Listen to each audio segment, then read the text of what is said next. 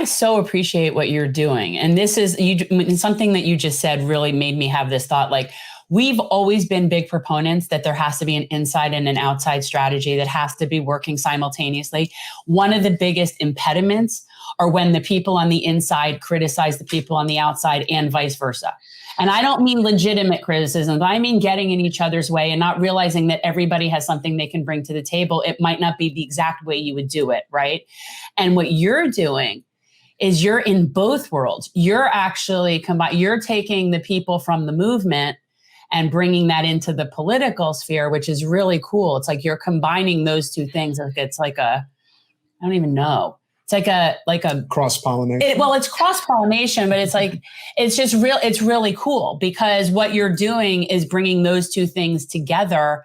And it really needs that because there's so many people on the outside are so resentful and angry on the people on the inside. And some of it is valid. A certain amount of it is very valid, but they're also extremely ignorant as to how things work.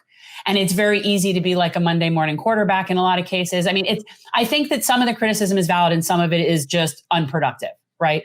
And what you're doing is sort of getting over some of that. And I really appreciate that very much. Thanks for saying that. Yeah, I mean, I totally agree with everything you said. I mean, I think there are a lot of reasons for ordinary people to feel very disillusioned or even cynical about our political system. But at the same time, it is what we've got right now.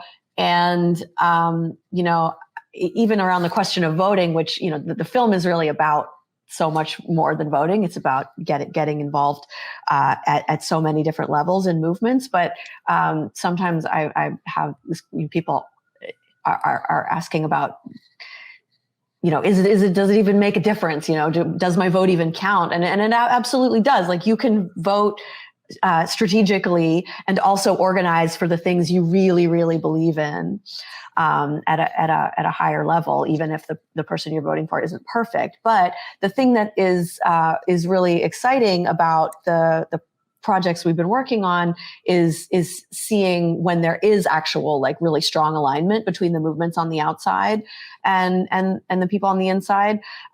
So they're working in a very coordinated way. So that's what we always set out to explore in this film. And you've got, of course, the Sunrise Movement, putting pressure from the outside through direct action and a variety of different tactics.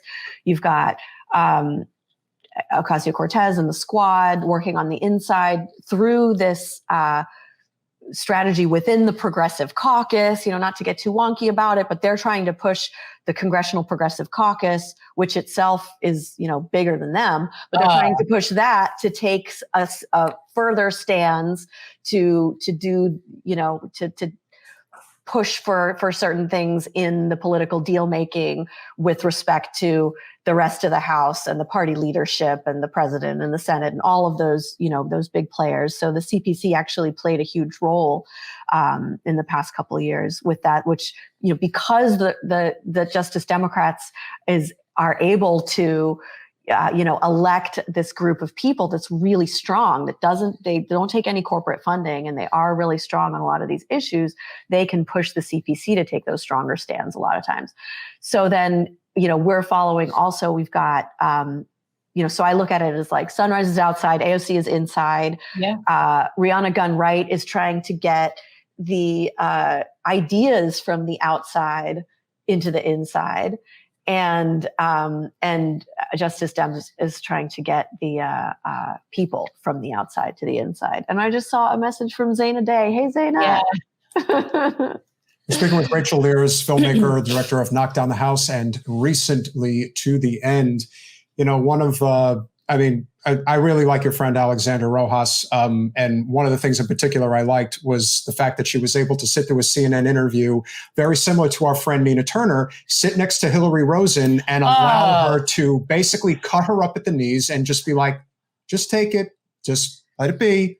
You're trying to convince this particular audience that is very comfortable in their livelihoods that our side is actually right and theirs is wrong. And so reacting to that type of, basically like told her that she was immature and childish. And it's like, it's typical Hillary Rosen, Anita Dunn, that entire group that basically are subservient to the corporate power of the Democratic Party.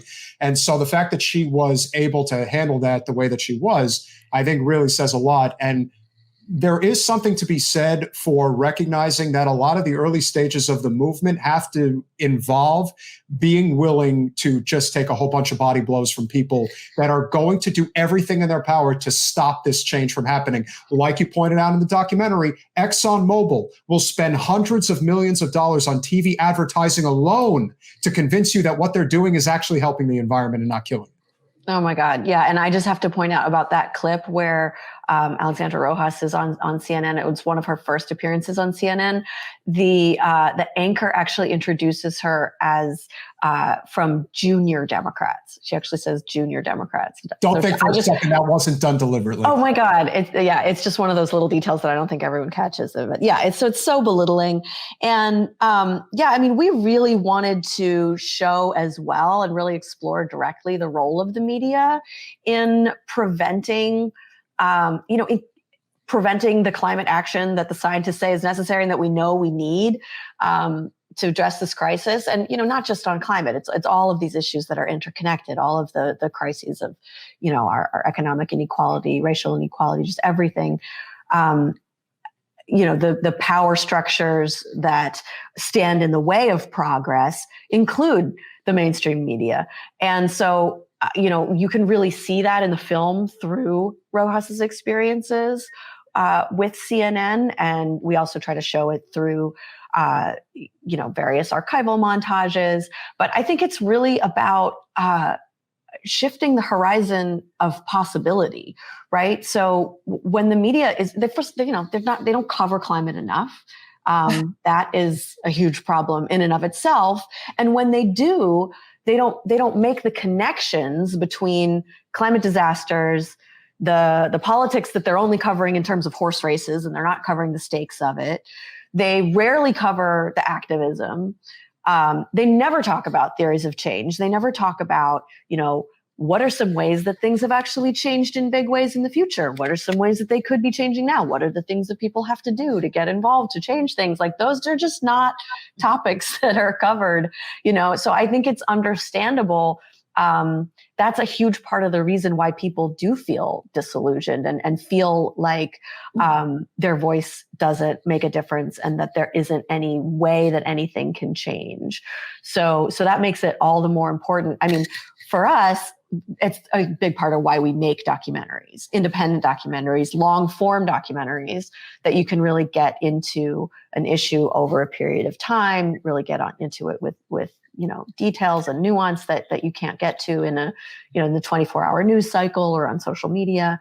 So that's one of the things that we really feel like documentaries can contribute to this media ecosystem.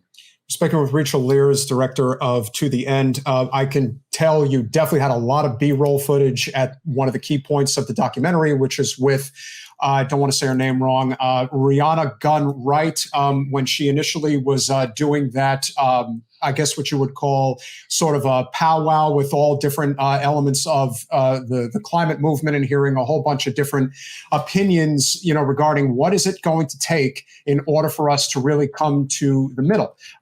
We believe that the key to the success of the climate movement is the success of the labor movement. Bringing that to the forefront is how we are going to be able to do that.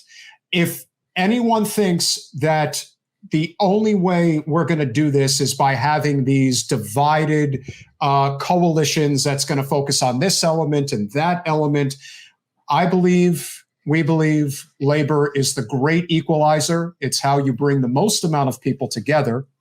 And case in point, you have a lot of people in, let's say, we recently spoke with one of the leaders of the Teamsters Union down here, and they believe in a lot of the things that we're fighting for, and they have just as many Bernie supporters as they do Trump supporters. Yep. And having that intersectionality on that front, I think is how we're going to get past the corporate power infrastructure that is the fossil fuel industry, anything you could think of. That's where we stand. How do you see it? Yeah, I agree completely. I think, I mean, as I mentioned, like my it was really transformational for me in my political education and development to work with the labor movement.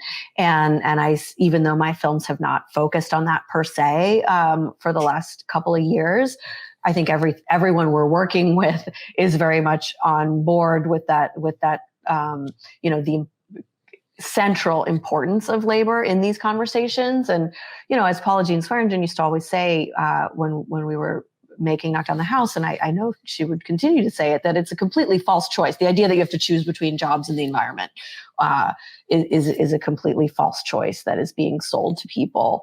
Of course, everyone deserves clean, safe, good jobs, as well as a clean, safe, good environment to live in. And that is just should be basic human rights. So yeah, I agree completely. And I think that it's been really interesting to watch. It's, with a film like this, it covers a lot of ground, and there's a lot of things that we didn't have the space to get into. So there's a lot of things that happened on the ground that, that don't end up being that don't end up in the film, or that we're just not able to get into with total depth. But a lot of the folks in that room, in that scene that you're talking about, there are labor voices in that room. There are union representatives in that room. Where that work ended up going, that Rihanna Gunn-Wright was involved in, was towards the formation of the Green New Deal Network, which is a coalition that includes at least the SEIU. I am not sure which other unions are part of it, but it's very much, the goal of it is to include labor at that table as well.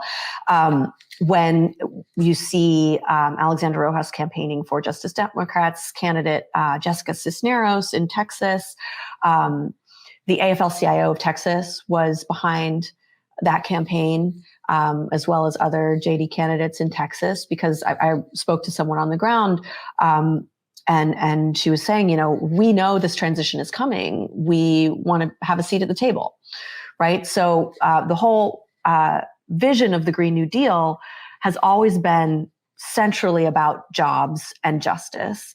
And it's about good union jobs, not just, it's about turning, it's about just transition for fossil fuel workers. It's about unionizing green jobs that already exist in sectors like care, which we don't always talk about as green jobs, but they absolutely are. So I think it's just a very important piece of the equation, both when we think about what the transition away from fossil fuels should look like. Of course, unions have to be part of that table, but I also think that labor and the labor movement is just part of any political and economic and socioeconomic change that we want to see.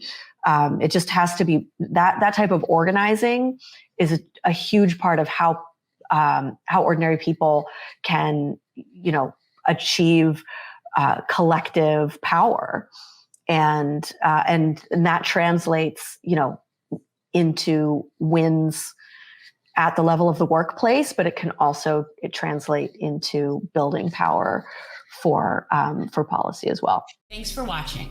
If you want to support our mission to transform politics into service, please like this video, subscribe, follow us on social media, and consider joining our Patreon, where you'll get early access to our interviews as well as other exclusive content.